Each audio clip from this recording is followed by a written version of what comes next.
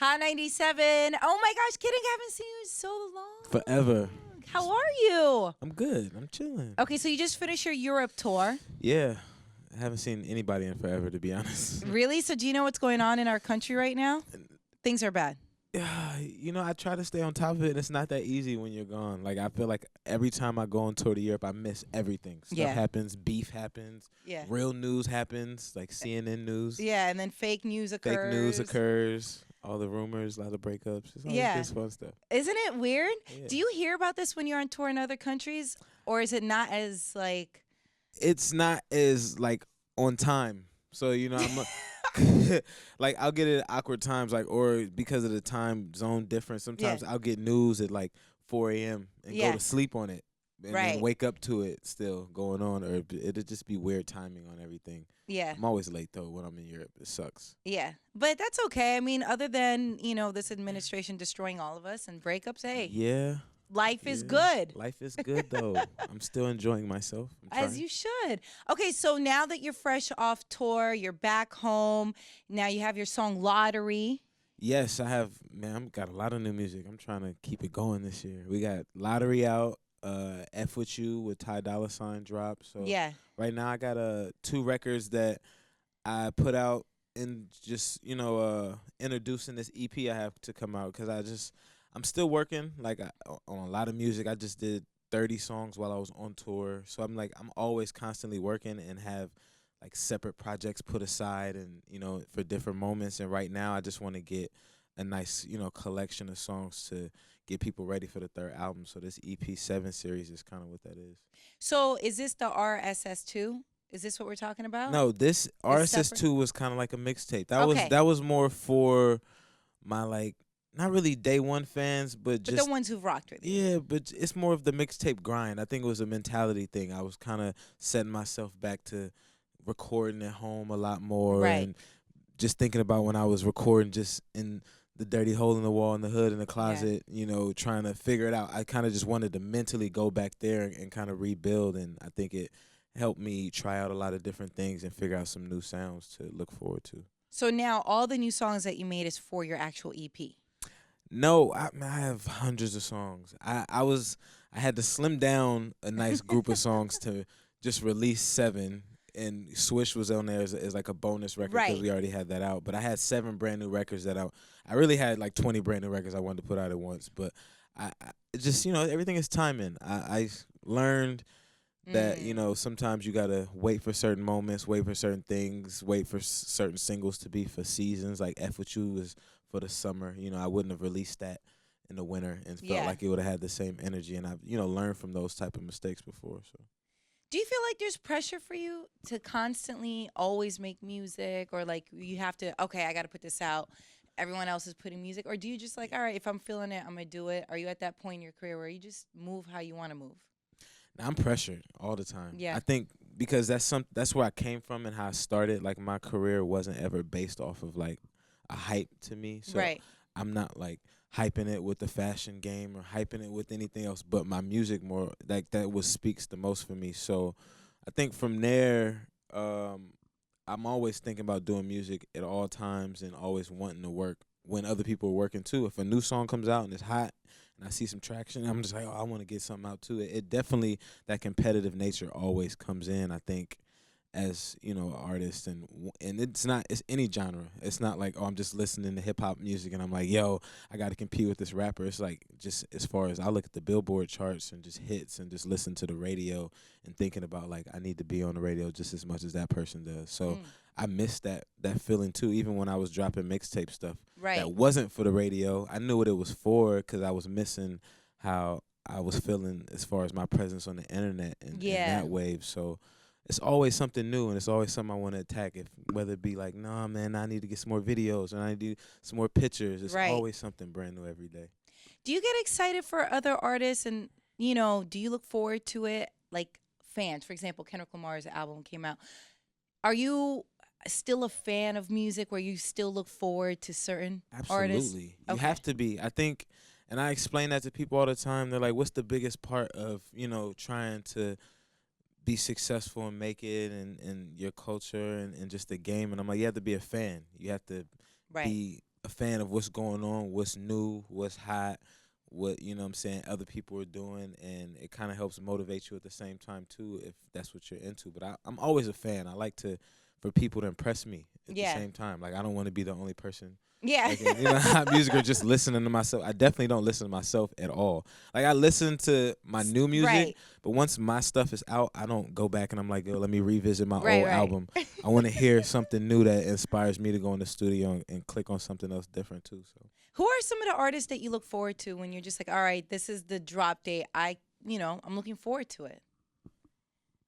I mean, it's always the big names, of course, like you say, the Kendrick Lamar, Right. Drake, J. Cole. Like, I still look, because, I'm a hip hop artist. That's where I Yeah. came from, and I'm still into lyrics and making good music. So, especially when everyone else is, hyping it or is big on it, I want to know why too and check it out. And I don't want to miss and not be Right. a part of, where the culture's moving at the same time. But I also like to listen to more artists, I think, that aren't gonna make me like second guess what I'm doing and might kind of just give me more of like a creative of like, let's say for instance Ray Shrimmer. Like, Right. I'm interested to see what they're gonna do differently and change. Right. Sometimes more than when I'm listening to other artists, I kind of know what to expect or know who they're speaking Right. to. I kind of like to listen to artists where I'm like, this is different, this is new. What can I take from this that might be, crazier, the outlook from it, and whether it be old artists or new artists. But I definitely listen to a lot of new artists. I like to get new music. Yeah. I'm like a DJ,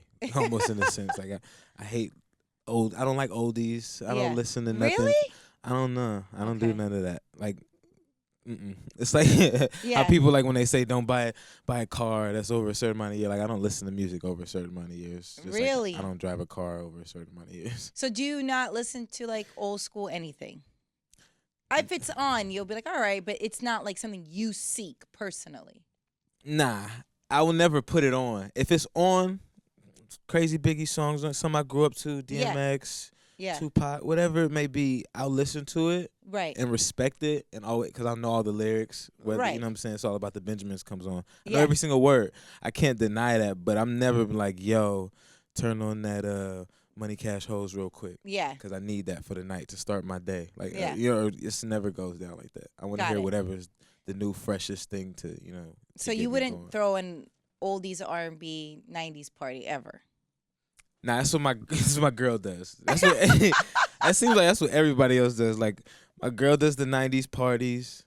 Which is My fun. security dude, Big Chuck, he does like the West Coast barbecue backyard It's parties. fun. My boy Hardhead will do like a nice Mob Deep party everywhere. Or, Yeah. just some old school, New York rap. Yeah. Everybody always has their old school go-tos.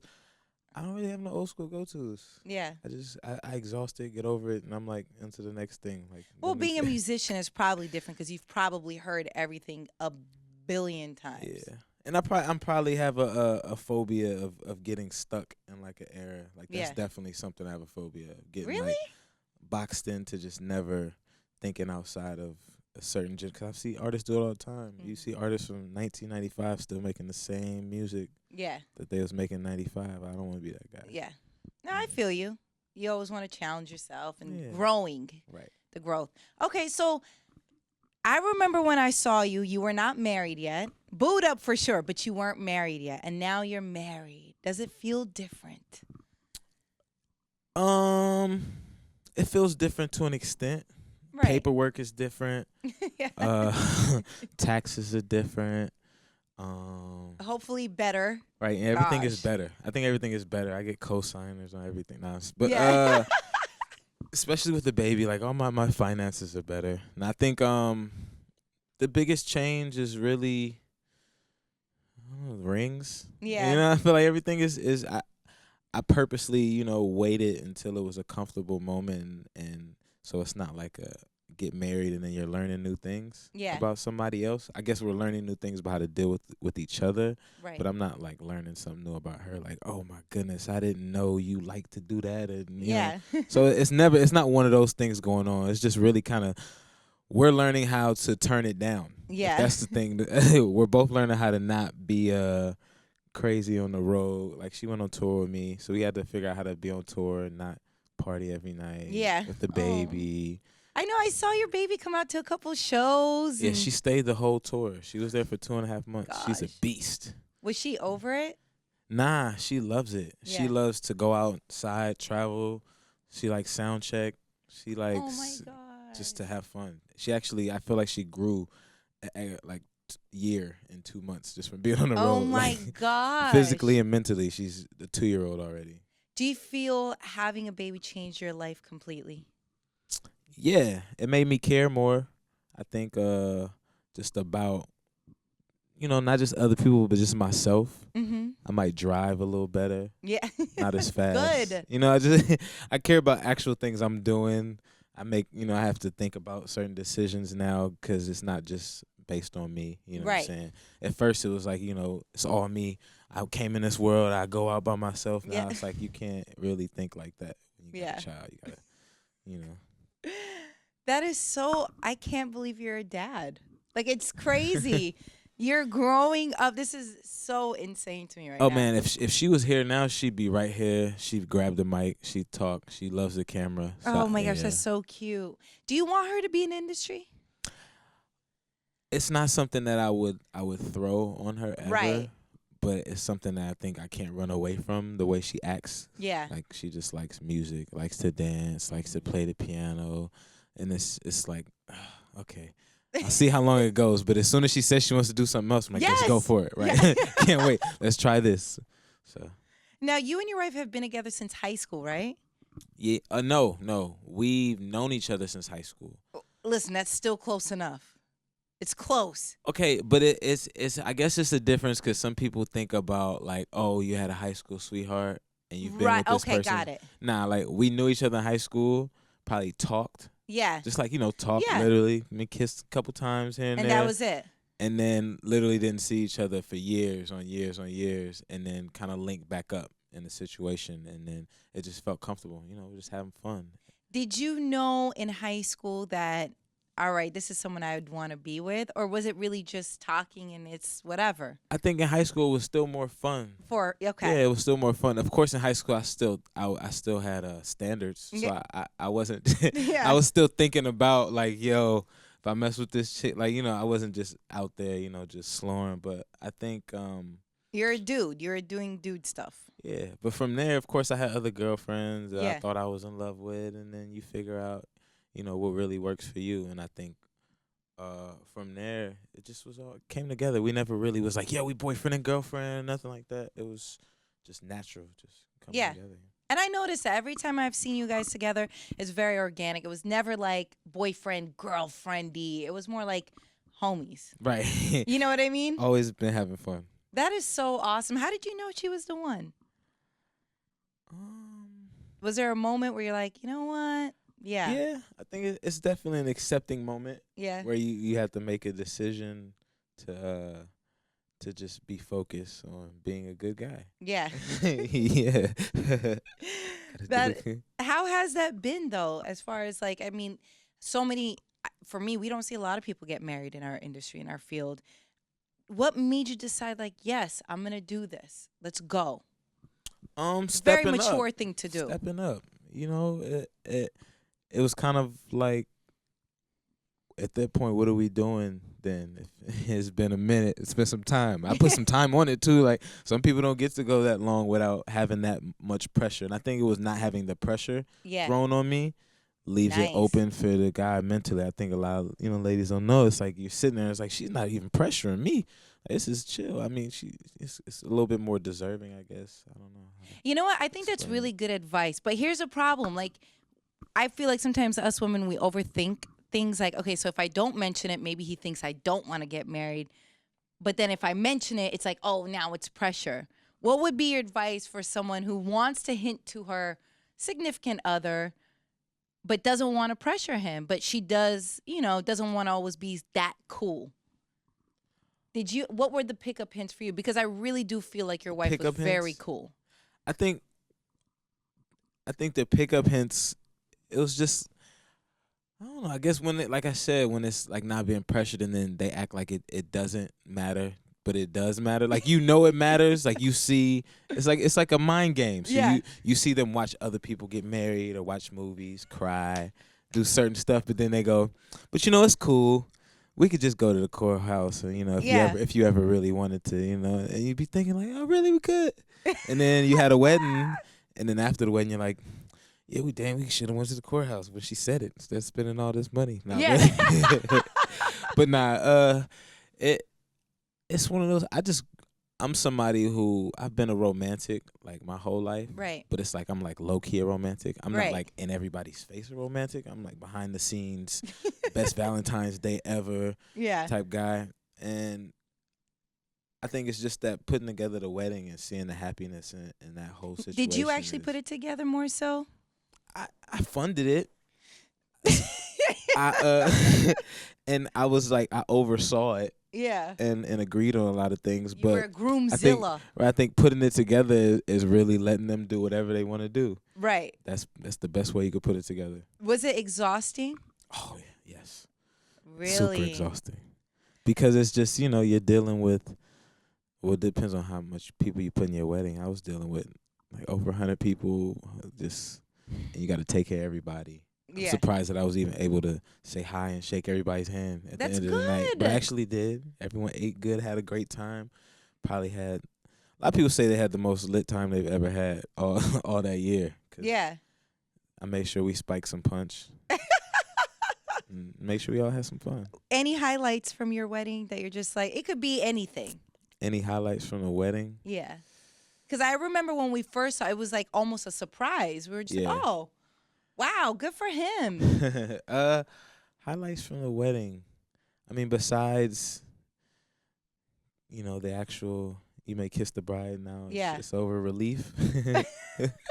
Nah, the highlights, her biggest highlight was she had like a rain cue.